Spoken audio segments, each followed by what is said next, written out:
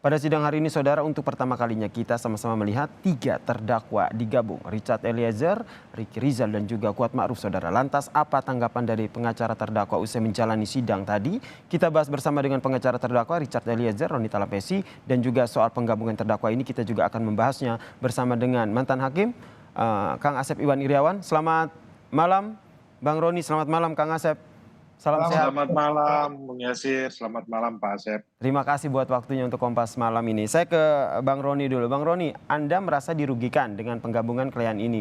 Apakah hal yang sama juga disampaikan oleh klien Anda, Eliezer? Iya, sejak kemarin kami sudah sampaikan ini kepada Baradae atau Richard Eliezer ya, bahwa agenda sidang pada hari ini kita akan digabungkan dengan 2 terdakwa yang lainnya.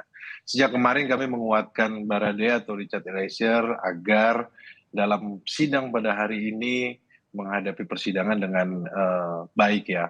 Karena kami melihat dari aspek dari psikologis dari klien kami, kemudian juga aspek mental ya. Kemarin kami sampaikan, kemudian bertemu juga bersama keluarga, kami berdoa bersama. Jadi kami sampaikan tidak usah khawatir bahwa persidangan besok apapun yang disampaikan oleh majelis hakim, yang menjadi kebijakan dari majelis hakim, kami selalu siap. Dan Richard Eliezer menunjukkan sikap tersebut ya, bahwa dia kooperatif dan apapun yang menjadi keputusan majelis hakim sejak awal kan disampaikan ya, waktu persidangan dia akan menuruti semua apa yang jadi keputusan hakim. Dan dalam persidangan hari ini kami melihat bahwa Richard Eliezer tetap konsisten menyampaikan sesuai dengan keterangan yang sudah disampaikan dalam BAP ya, bahwa ada fakta-fakta yang kemudian kami menggali dari beberapa saksi yang dihadirkan, contohnya terkait dengan tenaga dari swab ya, dari swab yang menyampaikan bahwa Verdi Sambo dan Putri Chandrawati itu kebiasaannya itu di rumah bangka. Dan juga tadi ada kami menggali terkait dengan pernah disampaikan bahwa FS pernah positif COVID dan swabnya itu adalah di rumah bangka. Kemudian kami menanyakan 3 hari kemudian swabnya di mana? Di rumah bangka. Hari ke-7 di rumah bangka. Nah, ini menjelaskan terkait dengan isolasi yang kebiasaan dari FS dan PC adalah di rumah bangka keluarganya beliau.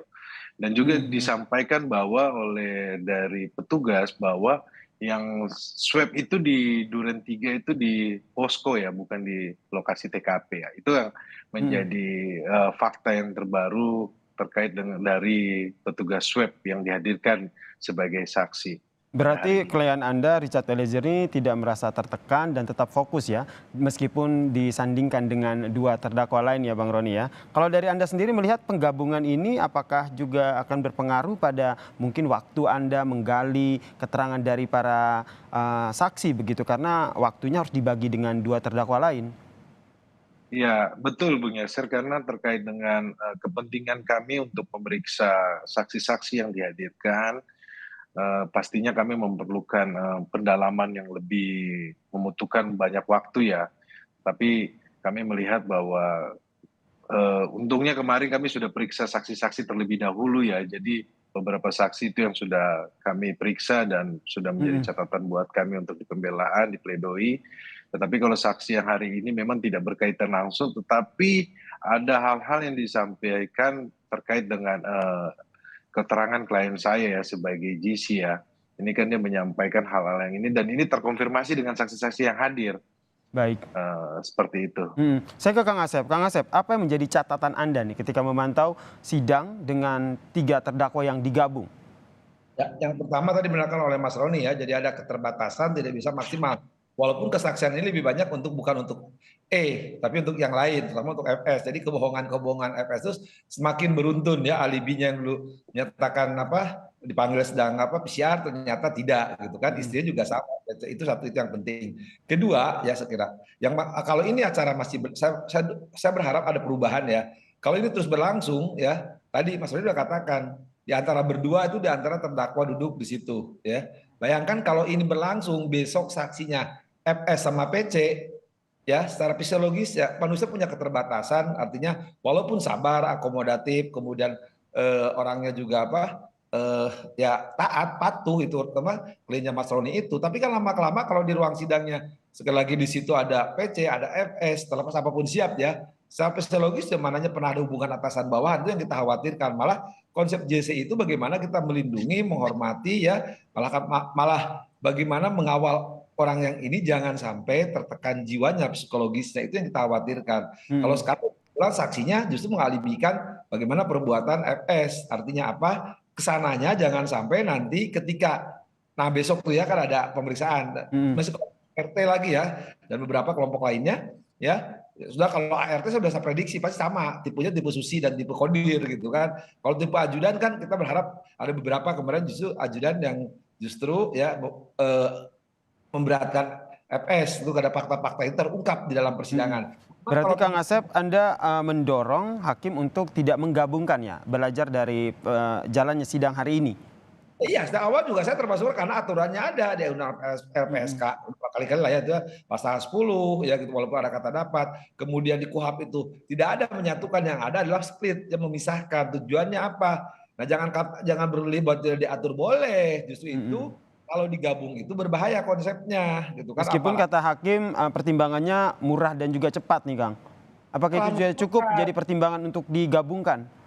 apakah dengan pemeriksaan ini ya tadi ya sederhananya aja menderhanakan proses ini kan tidak persoalan rumit justru dibukanya oleh kalau situasi psikologisnya tidak sederhana lagi, tidak mudah lagi, tidak murah lagi ya karena salah konsep sederhana mudah biar ringan itu bukan demi efisiensi pemeriksaan itu yang pada salah ngawur. Ini harus justru asasnya ketelitian, kehati-hatian, karena apa ya. Nah splitting itu kalau konsep saksi mahkota ya semuanya pelakunya bersamaan, tapi perlu untuk satu sama lain saksi. Tapi di konsep ini adalah konsep GC. Konsep GC itu konsep yang kita terap dari Anglo-Saxon. Artinya apa? Ketika yang lain bersekongkol, tanda petik ya, menutupi, tapi ada satu yang jadikan JC itu membuka. Nah itulah yang tidak boleh digabungkan dimanapun juga.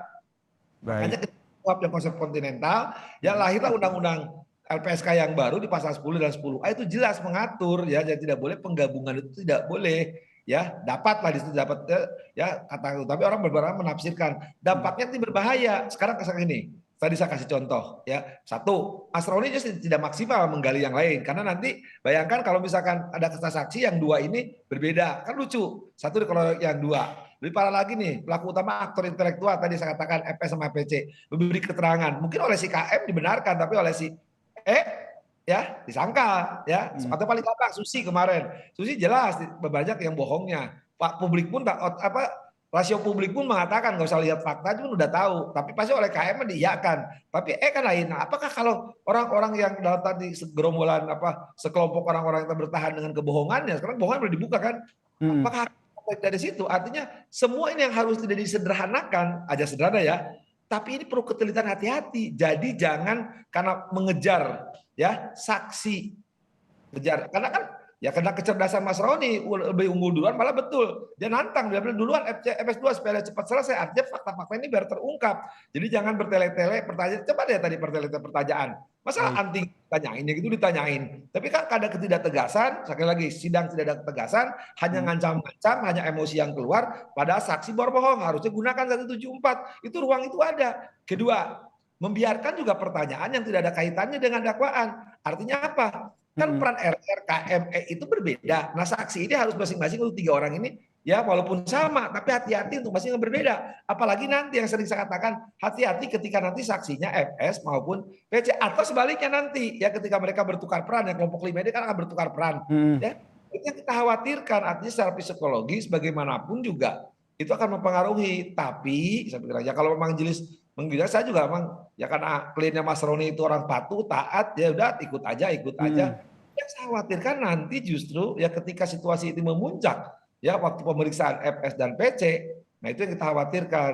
Ini yang menjadi kekhawatiran dari Kang Asep ya. Ini juga menjadi kekhawatiran dari Bang Roni. Apakah nanti tetap mengusahakan atau mengajukan permohonan ke hakim bahwa untuk sidang selanjutnya utamanya ketika ada saksinya FS dan juga Putri ini baiknya dipisah saja? Bang Roni tahan dulu ya jawabannya. Kita akan bahas lagi usai jeda berikut ini. Tetaplah bersama kami di Kompas Malam.